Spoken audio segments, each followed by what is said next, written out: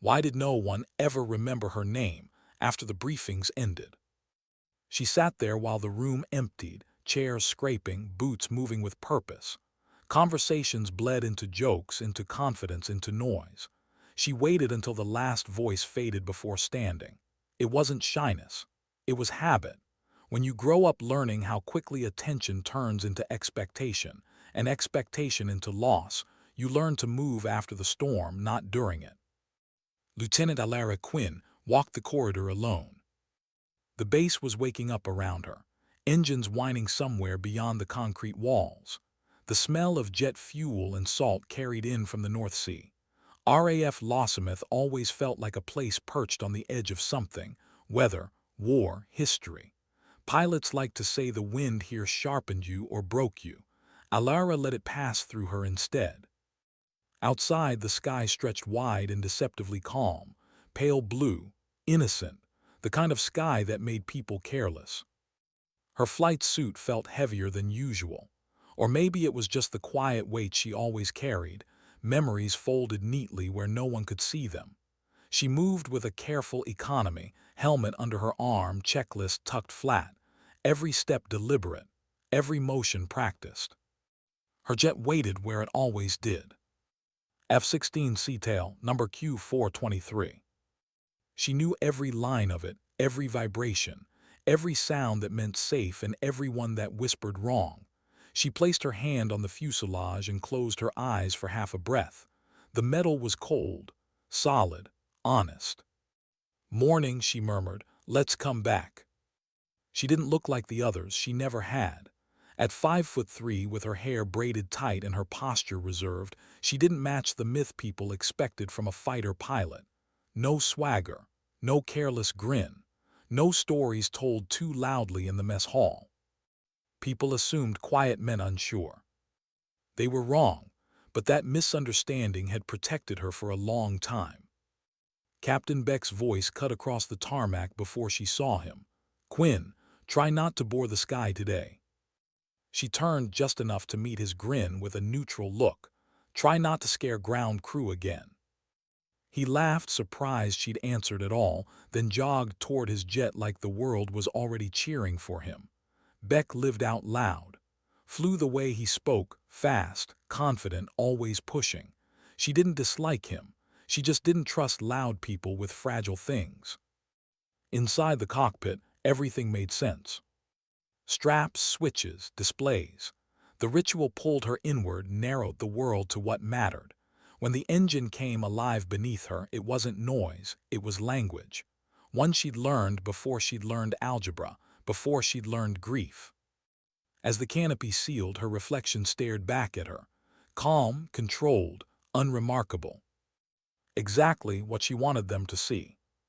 Falcon 2-1, taxi runway 06. "Copy," she replied, voice steady, professional. Beck chimed in, "Don't fall behind, Quinn." She didn't respond. The runway blurred beneath her as the jet accelerated. The moment the wheels left the ground, something in her chest loosened. The sky didn't judge. It didn't ask questions. It only responded to truth. They climbed north, the coastline cutting jagged shapes against the sea. Routine patrol, scan, return, that was the plan. But plans didn't account for instincts passed down through blood and loss. At 28,000 feet, everything looked peaceful, too peaceful. Her instruments glowed steady. Civilian traffic, distant patrols, nothing that justified the tight pressure building behind her ribs. She checked again. Clear. Still, that pressure didn't fade. Her father had called it the whisper, the moment before danger showed its face. "The sky always tells you," he'd said. "Most people are too busy talking to hear it." Her radar chirped, then screamed. The tone was sharp, wrong, multiplying faster than her mind wanted to accept. "Contacts," Beck said, voice losing its edge. "You seeing this?" She already was. 18 fast-moving returns. High altitude, aggressive spacing, coming straight across a line that shouldn't be crossed. Her fingers moved before her thoughts finished forming. Identification, speed, vector, Everything aligned into a shape she recognized too well. Not a probe. Not an accident. Falcon 2-1 to control, she transmitted. Multiple unknowns entering airspace. Count 18. There was a pause too long. Confirmed, control replied. Investigate, do not provoke. Do not provoke. She swallowed. 18 aircraft didn't wander into restricted airspace by mistake. They came with intent, with confidence, with the expectation that no one would challenge them fast enough. Reinforcements, Beck asked quietly. Scrambled, control said. ETA 9 minutes. 9 minutes. In the sky, 9 minutes could be everything or nothing. The enemy formation shifted, tightened, descended. They weren't curious anymore. They see us, Alara said softly. The warning tone blared. Missile lock. Break, Beck shouted. She was already moving. The world inverted as she threw the jet into a brutal dive, G-forces crushing her into the seat. Vision narrowed, darkened, but she rode the edge with practiced precision. The missile streaked past where she'd been, too late to correct. Her breathing never changed. Missile fired, Beck said, disbelief bleeding into fear. Which meant the rules had changed. Falcon 2-1, she transmitted, voice cold now. We are under attack. Request clearance to defend. The reply came instantly. Weapons free. Something uncoiled inside her. Not rage, not excitement, relief. The moment she'd been waiting for, without admitting it. She accelerated, climbing hard, placing herself where they didn't expect her to be. Her lock settled on the lead aircraft like destiny snapping into place. Fox 3. The missile leapt forward, pure intention. The enemy pilot reacted too late. Fire blossomed in the sky. 1. Beck's voice cracked. Quinn, how did you? Stay defensive, she said. I'll handle this. The words surprised even her. Another lock, another tone. She rolled, dove, reversed. The second missile overshot. She came up inside its blind spot and fired again. 2. Her heart hammered, not with fear but with something closer to grief. Because now there was no going back to being invisible. Now the sky had seen her. The remaining fighters turned as one. All eyes on her. Too many, Beck warned. Fall back. She looked at the map, at the coastline behind her, at the empty minutes still separating them from help. No, she said steady. Go low, run south, I'll draw them. That's suicide. She thought of her father's voice. Commit completely. No, she replied. It's responsibility. Then she flew straight into the storm. And for the first time, she stopped hiding who she was. The quiet pilot was gone. What remained was something the sky had been waiting for all along. Why did the sky suddenly feel so small when she'd spent her whole life learning how to live inside it? The moment Alara Quinn pushed her throttle forward and aimed straight into the converging threat, the world narrowed to geometry and breath. 16 hostile fighters, different altitudes, different intentions. One shared certainty that she was the problem that needed to be erased. Her radar bloomed red. Missile warnings layered over each other like overlapping heartbeats. Each tone demanded attention. Each one promised consequences. She didn't silence them. She let them speak. Fear had a voice, but it didn't get the controls. Beck, stay low, she said again, softer this time, not commanding, protective. Don't look back. I'm not leaving you, he snapped, trying to mask the tremor. You already have, she replied gently. That's how this works. She cut laterally, dragging the enemy formation with her like a hooked line. The first pair of fighters dove aggressively, impatient, confident in numbers. She let them gain, just enough to believe they had her. Then she snapped the F-16 into a brake turn so violent the horizon smeared into color and force. The GS crushed her lungs. Her vision dimmed at the edges, but she breathed through it the way she'd been taught when she was barely tall enough to reach the pedals of a homemade simulator. Slow in. Controlled out. The heavier aircraft overshot, momentum betraying arrogance. Fox 3. The missile didn't hesitate. Fire erupted beneath her wing, one less shadow in the sky. She didn't celebrate, she didn't count aloud. Counting made things personal. This wasn't about numbers, it was about time. Every second she held them here was a second the coast behind her stayed untouched. Another fighter surged into her peripheral vision. Too close, too fast. She rolled inverted and sliced downward, turbulence shaking the airframe like it wanted to tear free. The enemy pilot tried to follow, tried. She reversed. Her cannon spoke in short, precise bursts, nothing theatrical, just enough. The enemy jet faltered, then folded into itself like a thought interrupted mid-sentence. Two more gone.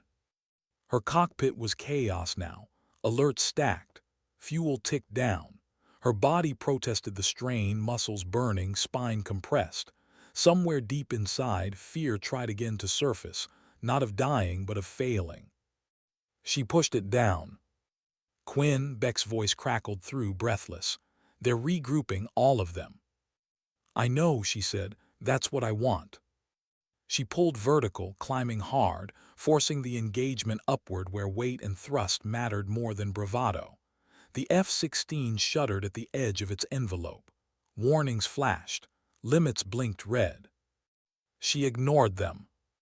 Her father's voice returned, not loud, not dramatic. Calm, patient. Physics doesn't care how confident you are. It only cares if you respect it. At 40,000 feet, the air thinned. Controls stiffened. The enemy formation struggled to maintain pursuit.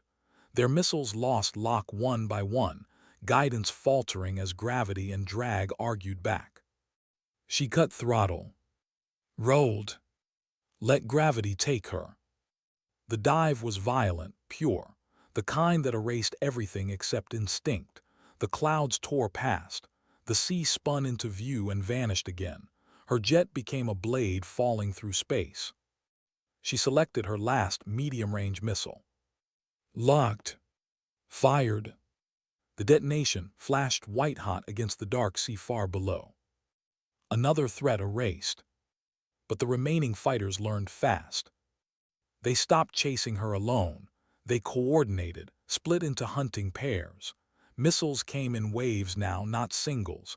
A calculated attempt to overwhelm her attention, to make her choose wrong once. She didn't choose. She reacted. Dive, roll, throttle, brake. Every motion deliberate, minimal, efficient. She flew the way she spoke, quiet, precise, leaving no wasted movement behind.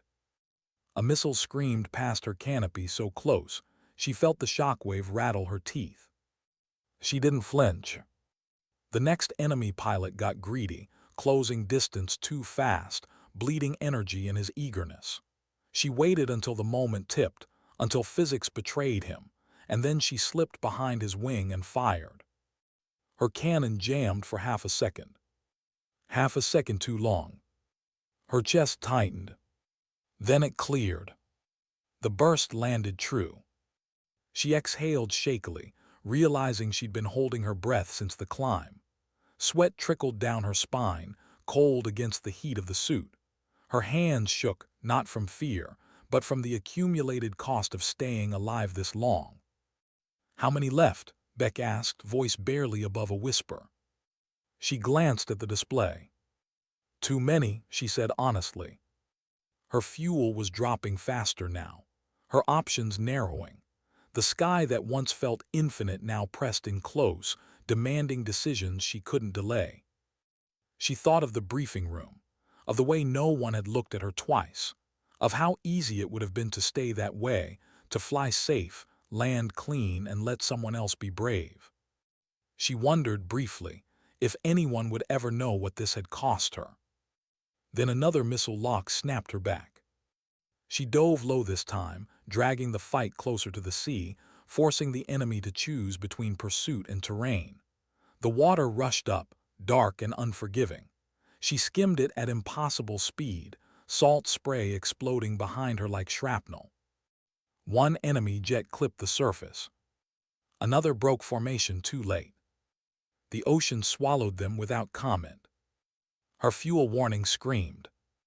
"Reinforcements inbound," Beck said suddenly. 4 minutes. 4 minutes could still be forever. She angled back toward the threat, refusing to let them slip past now, not when help was finally closing in. Her body ached. Her neck burned. Her thoughts slowed at the edges, exhaustion creeping in. She'd hidden her strength for so long, she'd almost forgotten how much it cost to use it. Another enemy pilot locked onto her tail. Persistent, skilled. He stayed just outside her kill zone, waiting for her to make a mistake. She didn't. She cut throttle abruptly, forcing him to overshoot. Negative GS lifted her against her harness, pain sharp and immediate. She rolled through it, came up inside his arc, and fired what little she had left. The sky flashed. Silence followed. She checked her instruments. Barely enough fuel to get home. Her hands trembled now, openly. Not from fear, but from release. The fight was draining away, leaving behind the weight she'd been carrying since childhood, since the day she'd learned the sky could take someone and never give them back.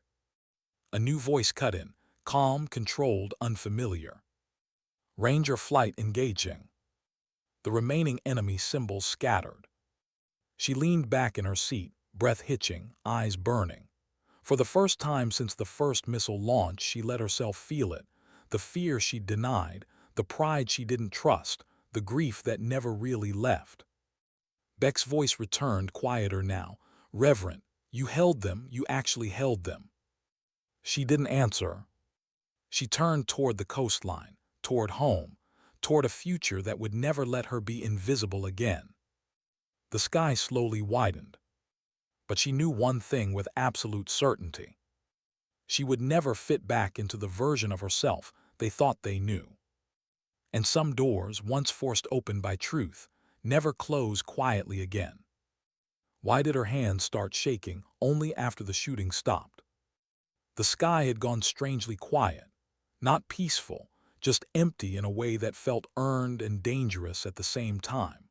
The last red symbols on her display peeled away under pressure from the incoming raptors, scattering like something finally realizing it had misjudged the hunt. Alara Quinn eased her grip on the controls and immediately felt the cost of what she'd done. Her forearms burned. Her neck felt like it had been carrying a weight meant for someone else. The pressure suit hissed softly, compensating, keeping her conscious, keeping her upright. Her breathing came shallow now, each inhale an effort she had to choose. She hadn't noticed any of that while it mattered.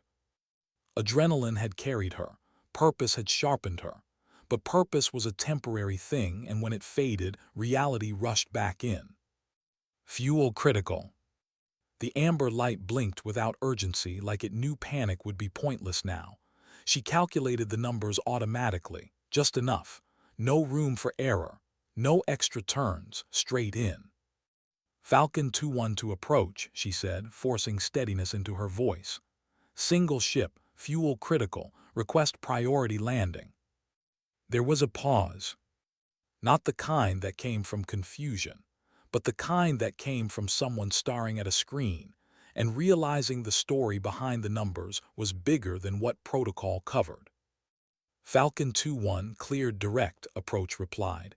"You are number 1, emergency crews standing by." She almost smiled. A few minutes ago, she'd been the least interesting name on the roster. Now the runway belonged to her. The coastline slid beneath her, the sea giving way to fields and dark tree lines. The world looked impossibly calm for a place that had nearly been touched by something catastrophic.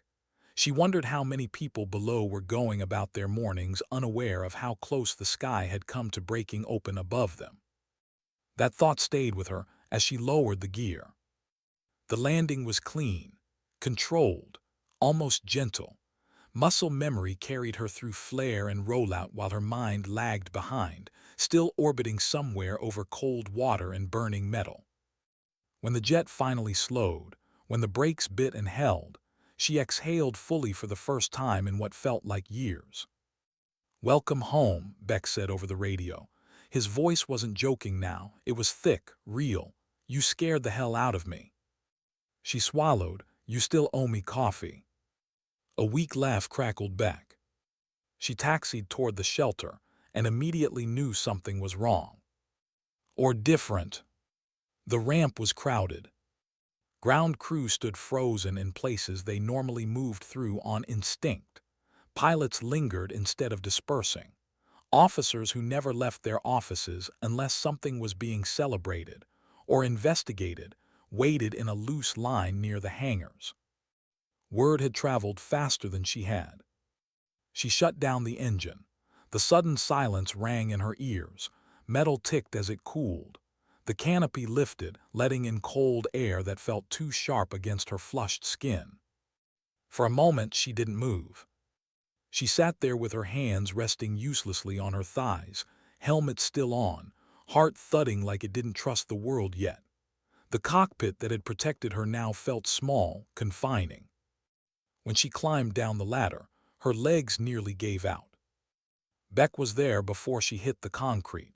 He didn't say anything. He just pulled her into a brief, hard embrace, the kind shared between people who knew how easily one of them could have been missing. "You're unbelievable," he murmured, "and I'm alive because of you." She tried to answer, but the words caught somewhere between her chest and her mouth. Instead, she nodded once. Behind them, a crew chief circled her jet, flashlight tracing scars in the paint. Long streaks where shrapnel had kissed metal without biting, evidence of how close luck had come to ending its contract. "Ma'am," the sergeant said quietly, "this bird's tougher than she looks." Alara glanced back at the F-16, at the machine that had trusted her with its limits. "So am I," she said before she could stop herself. The sentence startled her. A dark sedan rolled onto the ramp, tires crunching softly. A colonel stepped out, followed by a security officer and a pilot whose patch she didn't recognize. Their expressions weren't celebratory. They were careful. "Lieutenant Quinn," the colonel said. "Yes, sir." "Medical, then debrief, now." No congratulations. No reprimand. Just the weight of consequences waiting to be measured. The medical check was efficient and impersonal. Elevated vitals, strain within acceptable margins. No concussion, cleared to walk. No one asked how she felt, and she was grateful. She wasn't sure she knew. The debriefing room was cold, the lights too bright, the table too long. Rank sat heavy in the air, unspoken but unmistakable. She took the seat indicated, folding her hands to hide the tremor. The screen lit up with her fight. Red and blue symbols danced across a digital sky. Lines curved in impossible arcs. Missiles blinked into existence and vanished again. From this angle it all looked clean, controlled, almost inevitable. "Stop," the colonel said. The image froze on the moment. She turned directly into the threat. "Explain this," he said calmly. "You were ordered to avoid engagement and await support. Instead, you advanced." She met his gaze. "Because retreat would have opened a gap," she said, "and that gap led inland." Silence followed. "So you chose to be the wall," the intelligence officer said, studying her like she was a puzzle. "Yes."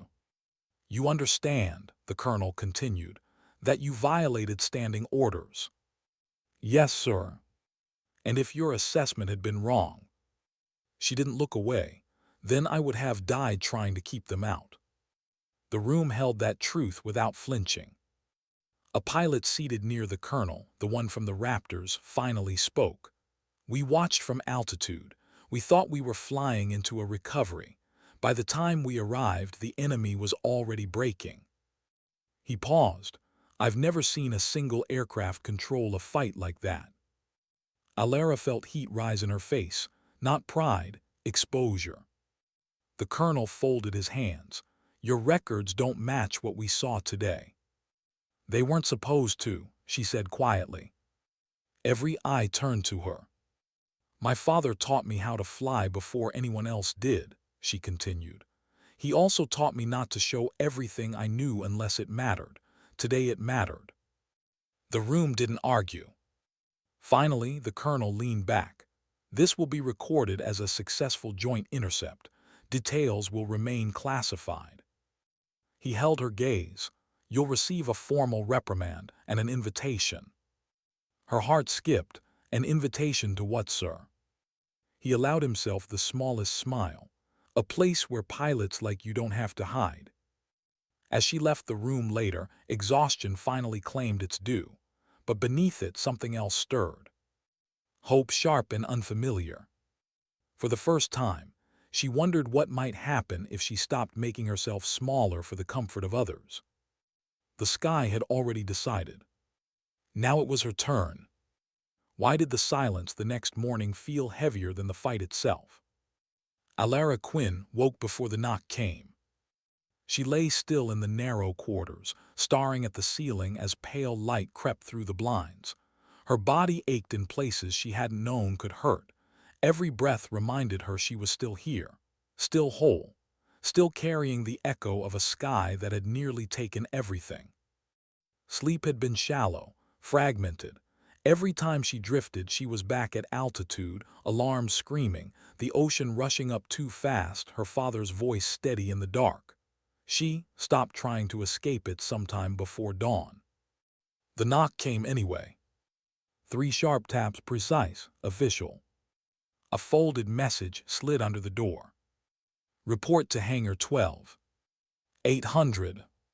Clearance required. Hangar 12 wasn't listed on any public map. That fact alone tightened something in her chest. She dressed in silence, flight suit, boots. No patches today, none that meant anything to anyone else.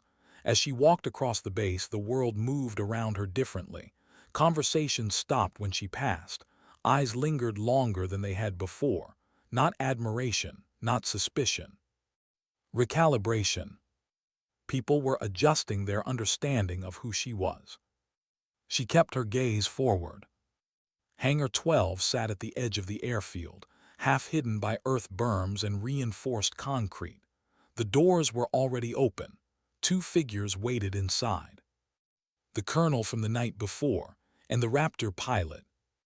Beyond them, beneath a heavy tarp, rested an aircraft that didn't belong in any manual she'd ever studied. Larger than an F-16, sleeker than an F-22. Lines that suggested speed without aggression, purpose without show. She stopped just inside the threshold. Lieutenant Quinn, the colonel said, yesterday wasn't luck. She nodded once, unsure what the correct response was. He circled her slowly, not inspecting her posture or her uniform, but something less visible. Some pilots follow doctrine, he said. Some bend it. A rare few see beyond it. The Raptor pilot stepped forward. What you did out there wasn't reckless, he said. It was precise. You didn't fight harder than you needed to. You fought clearer. Clearer. The word settled into her, in a way metals never could. We operate in the spaces before conflict becomes inevitable, the colonel continued. Our missions don't end with victories. They end with nothing happening at all. He gestured toward the covered aircraft. We need pilots who understand restraint as deeply as aggression, pilots who don't need to be seen. Alara's throat tightened. For years, she said carefully, I've been told I lack instinct. The colonel smiled faintly. Instinct isn't loud, it's honest. He stepped closer. We're offering you a place, no unit name, no public record, no recognition, only responsibility. She thought of the briefing room, of the way she'd blended into the walls, of the safety she'd built around being overlooked. What happens if I say no? She asked. Nothing, he replied. You'll continue flying, you'll be respected now. Watched, you'll never be invisible again. That, more than anything, felt like a warning. She exhaled slowly. And if I say yes? Then you'll disappear again, the Raptor pilot said, but this time by choice. The decision didn't feel dramatic. It felt inevitable. Yes, she said, I'll do it. Weeks passed in silence. No announcements, no ceremonies, just quiet instructions and closed doors. She trained in simulators that didn't exist, flew scenarios designed to fail pilots who relied on bravado. Every mission demanded patience, judgment, the ability to walk away without proving anything. She excelled, not because she was faster or stronger, but because she didn't need to win. On her final day at Lossiemouth, she stood alone on the tarmac before dawn. Her new flight suit was unmarked, no name, no rank visible, only a single symbol stitched in black at the shoulder, a downward-facing triangle bordered in white. Obsidian line. Her aircraft waited ahead, modified, quiet, predatory in a way that felt familiar. Beck had left a note tucked into her locker. You didn't just save my life. You changed what I thought was possible. Fly for all of us. She folded the paper carefully and placed it inside her suit. As she climbed into the cockpit, she felt something she hadn't expected. Peace. Not the absence of fear, but the absence of doubt. The canopy sealed. Systems came alive. The world narrowed again, but this time it didn't feel like hiding. It felt like purpose. As the aircraft lifted into the dark, unrecorded sky, Alara Quinn wasn't thinking about enemies or recognition, or what the world would say if it knew. She was thinking about something her father once told her quietly, when she was still small enough to believe the sky was endless. Sometimes dignity doesn't speak. It simply acts. And somewhere far below, a nation slept, unaware of how close it had come to being tested, and how silently it had been protected. Why did she feel more exposed now than she ever had in open combat? The first mission with Obsidian Line didn't come with a briefing room full of faces or a wall-sized map crowded with arrows. It came as a single line of text on a secure tablet slid across a metal table. Launch window 4:30, objective prevent. That was all. Alara Quinn stared at the word longer than she expected. Prevent. No enemy named. No victory condition she could circle afterward and call closure. Just the responsibility to make sure something never happened, and to do it without leaving a mark. The hangar was quiet in the hours before dawn. Too quiet. No banter. No music bleeding from someone's speakers. Just the soft, disciplined movements of people who understood silence as a tool, not a void. The other pilots moved like ghosts, faces calm, eyes focused, identities stripped down to function. No one asked her where she'd flown before. No one needed to. She walked around her aircraft slowly, fingers trailing just above the surface, not touching yet. The machine was different, subtly so. No sharp edges. No unnecessary protrusions. It didn't look aggressive. It looked inevitable. She climbed the ladder and settled into the cockpit, the seat fitting her like it had been shaped from memory. As the systems came alive, the display resolved into a tactical picture so clean it almost felt unreal. No clutter, no noise, only what mattered. Her breathing steadied. Prevent, she reminded herself. Not destroy, not dominate, prevent. The sky accepted her without ceremony. They flew high and quiet, threading a path through airspace that didn't officially exist. No radio chatter beyond the essentials. No call signs spoken aloud. Each pilot knew where the others were without seeing them. Trust built not on words but on consistency. The target revealed itself slowly, not as a formation but as intent. Unidentified drones, low observable, moving toward a corridor that fed into civilian traffic lanes. If they reached it, no one would notice until it was too late. Panic would do the rest. Alara felt the familiar tightening in her chest, not fear, but the weight of choice. She could eliminate them cleanly, fast, loud enough to send a message. That wasn't the mission. She adjusted her vector, slipping into a position that let her influence without announcing herself. Her systems hummed softly as she fed false data into the drone's navigation logic. Gentle corrections, almost polite. The drones drifted. Not away, not yet, just enough to question themselves. One by one, they altered course, following a path she shaped with patience and restraint. It took longer than a missile solution. It demanded focus, subtlety, and the discipline not to rush. Minutes stretched. Her hands were steady, her mind quiet. The drones eventually turned back the way they'd come, retreating into nothing, their operators never realizing how close they'd been to lighting a fuse they couldn't put out. Mission complete. No explosions, no radar spikes, no headlines. She felt empty.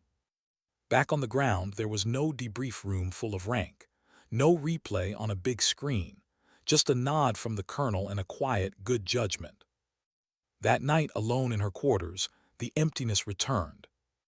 Combat had demanded everything from her and given something back, clarity, however brutal.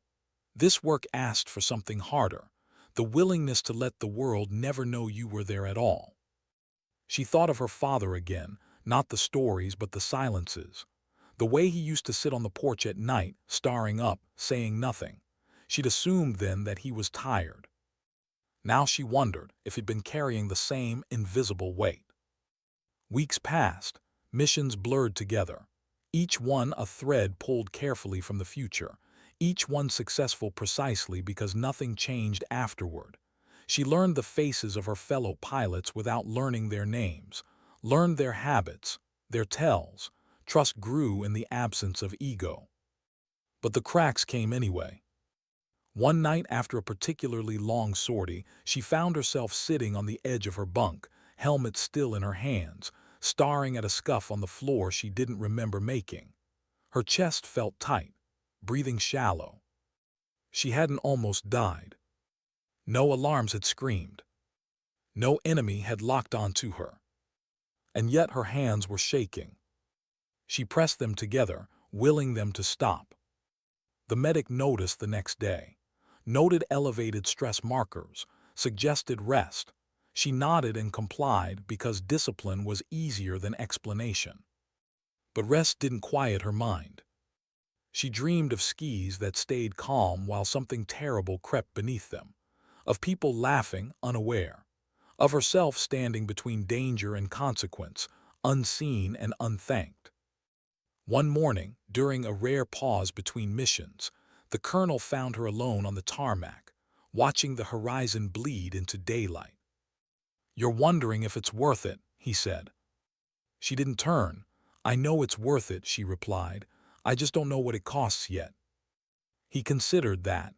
This work takes from places people don't talk about, the part of you that wants acknowledgement, closure, even forgiveness. She finally looked at him. "Does it get easier?" "No," he said honestly, "you get clearer." That night she wrote a letter she never intended to send. To Beck, to her father, to the version of herself who had once believed being invisible was a form of safety. She folded it and tucked it into the same pocket as Beck's note, two truths resting side by side. On her next mission, as she lifted into the dark again, she felt the weight, but she also felt something steadier beneath it. Joyce. She wasn't hiding anymore. She was holding the line where no one else could see it. And even if the world never knew her name, she knew why she was there. Sometimes the bravest thing isn't pulling the trigger. Sometimes it's keeping your finger off it, while everything in you wants proof that you matter. Why did she finally understand her strength, only when no one was watching anymore? The night sky opened the way it always did, quiet, indifferent, vast. Alara Quinn lifted smoothly into it, the aircraft answering her touch like a living thing that trusted her completely. No ceremony, no audience, just motion and intention. This mission was different. Not because the threat was larger, but because it was closer. Intelligence suggested a test, a near miss by design, something meant to probe not borders but patience. If it succeeded, the response would ripple outward: politics, posturing, escalation. The kind of chain reaction no one could stop once it started. Her role wasn't to fight. It was to decide. As she climbed, she felt the familiar weight settle in, not fear, not doubt, but responsibility. The kind that doesn't shout, the kind that waits. The target appeared on her display as a single mark. Lone, confident, deliberately visible. Someone wanted to be seen tonight. She adjusted course without haste, slipping into a position just outside detection, close enough to observe, close enough to intervene, far enough to remain a rumor. Her mind worked through options, each one carrying consequences she couldn't measure from altitude: a warning maneuver, a systems disruption, a forced retreat. Every action would leave a trace, something analysts would study, something leaders would argue over.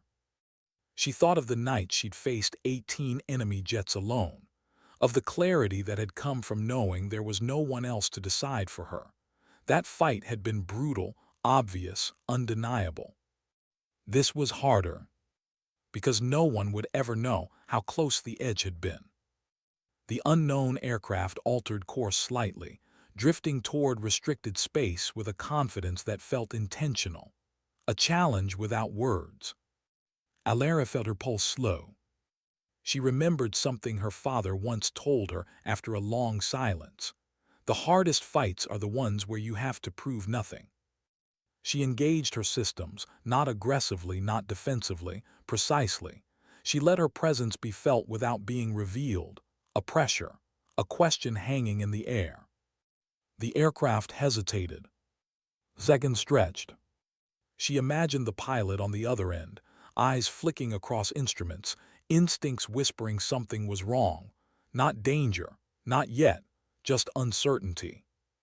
She nudged the balance further, not enough to threaten, enough to unsettle. The aircraft turned away. Not abruptly, not in retreat, but in reconsideration. Alara held position until it disappeared back into neutral sky.